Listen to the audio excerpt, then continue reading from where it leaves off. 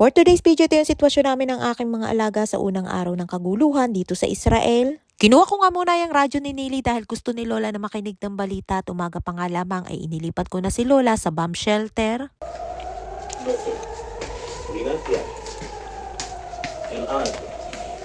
Paggabi na nga yan pero mayat maya pa din ang siren. Ang ibig sabihin ng tunog na yan ay may paparating na pagsabog dito sa aming lugar. Buti na nga lamang bago mag-siren ay naipagtimpla ko na sila ng kape at dyan na nga inabutan ng pagmimerienda sa loob ng mamad o bomb shelter. Umaga pa nga lamang ay inilipat ko na si Lola dyan para hindi siya mahirapan na magpabalik-balik mula sa kanyang kwarto papunta dyan sa mamad. At ayun nga, kahit may kaguluhan dito sa Israel ay todo smile pa din ang mga person at may pagkanta pa nga si Nilush. Sinakal mo na ako eh. At pagkatapos naming manatili sa loob ng bomb shelter ay lumalabas lamang kami kapag nakatanggap na kami ng notification mula sa isang app dito sa Israel na may paabiso na pwede na at ligtas na kaming lumabas. At ayun nga, paglabas namin ay bigla na lamang napakanta at napasayaw si Nilush. Malaki. Mabitin ba yan? Oo pa mga katanagatan ko eh. Ayun nga't paglabas namin ay napansin ni Nili na nawawala yung kanyang CD player at hindi niya daw alam kung nasaan. Regalo ko yun kay Nili nung birthday niya noong nakaraang taon at sa sobrang hilig nga ni Nili sa musika ay minsan ay maghapon at magdamag ay buhay yun at wala ng patayan. Nalimutan ko nga sabihin na dinala ko sa loob ng mamad at para nga makasigurado na andon ay talaga namang si Nili pa. Hindi pa nga kami nagtatagal niyan sa labas ay bigla na namang nag-siren kaya kailangan namin ulit pumasok sa loob ng bomb shelter.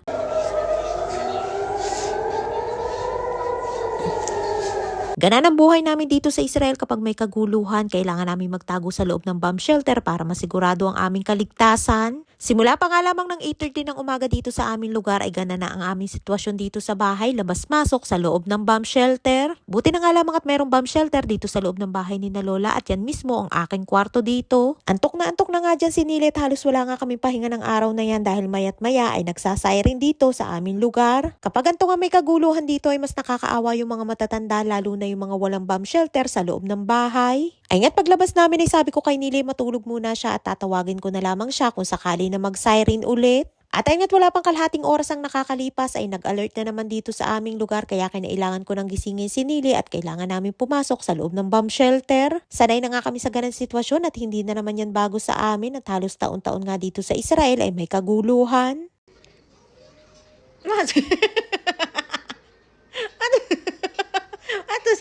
Ay nga tawang-tawa ako dyan kay Nilush at pabigla-bigla na nga lamang natigil at nagsasasayaw. Kahit nga hindi komedyante si Nilush ay bigla ka na nga lamang matatawa sa kanyang pinaggagawa. Nakapasok na nga kami dyan sa loob ng bomb shelter at dyan ko na nga din pinakain si Nili ng kanyang hapunan habang si Lola naman ay nakahiga dyan sa kama at napakain ko na din. At nang makalabas kami ay dali-dali kong inilabas yung upuan ni Nili at kinuha ko ang tungkod ni Lola dahil kailangan ko siyang ibangon at palitan ng damit. Makipot nga ang space sa loob ng mamad kaya kinailangan kong ilabas yung upuan para makadaan si Lola. Pagkatapos kong palitan ng damit ay sinamahan ko naman sa banyo para makapaglakad-lakad na din. Mangiyak-ngiyak nga dyan si Lola dahil nahihirapan siya na maglakad at kahit nga 91 years old na si Lola ay takot pa din niya na mawala dahil ayaw niya na maiwan si Nili na mag-isa. At ayun nga't habang nakaalalay ako sa likod ni Lola ay nakatungkod na din ang person at bit-bit ko nga yan dahil pagpasok ng banyo ay yan na ang gamit ni Lola. Gana ng buhay namin mga caregivers dito sa Israel, ang dedikasyon namin sa aming trabaho ay hindi basta-basta at ang pag-aalaga namin sa mga matatanda ay kailangan na may kasama din na malasakit at pagmamahal. Na kahit nga sa panahon ng kaguluhan ay mas inuuna pa din namin ang kanilang kaligtasan. Tulad na naman ng isa nating kababayan na Pinay na nasawi dahil sa missile attack habang inililigtas ang kanyang alaga patungo sa bomb shelter. Sabi nung iba ay unahin daw ang sarili na iligtas pero kapag nandun ka na sa mismong sitwasyon ay hindi mo na agad maiisip ang iyong sarili lamang. Tulad namin ni Lola, minsan ay may mga pagkakataon din na inaabutan na kami ng mga pagsabog habang nasa kalagitnaan pa lamang kami ng paglalakad papunta sa bomb shelter.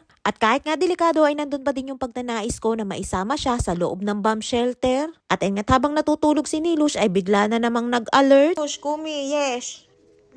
Nilush, kumi. Yes, siya zakaot miat, boy. Hirap na hirap nga si Nilush na bumangon at kasarapan nga ng kanyang tulog at wala pa nga ilang oras na nakakatulog ay bigla na namang nag-siren.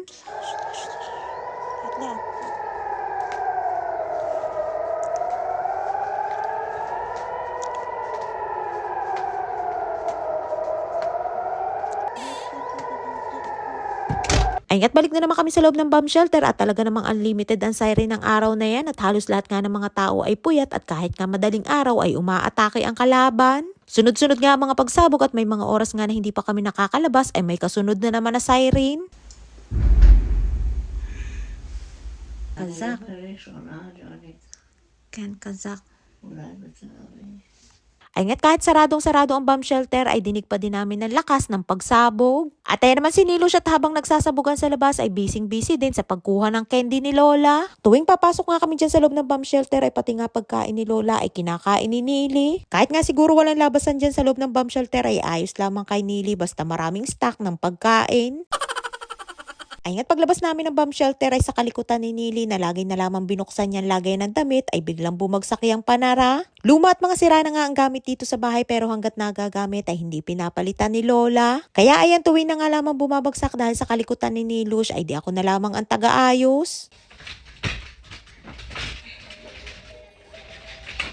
Sabi ko nga kay Nili wag niyang laging buksan dahil baka tumaob sa kanya at dahil pasaway si Nili at walang katakot-takot ay maya't maya ay binubuksan pa din. Mag-aalas 12 na nga ng madaling araw kami natapos niyan pero bago mag-alas 2 ay sunod-sunod na naman ang siren. Ay siya hanggang dito lang ang ating kwento for today's video at maraming po salamat sa inyong mga panalangin. At naway lagi po tayo nasa maayos at ligtas lalo na sa mga kapwa ko Pilipino na nasa gitna silangan din. And please follow and share ako ang Infinity Private Resort and Events Place and please subscribe to my YouTube channel.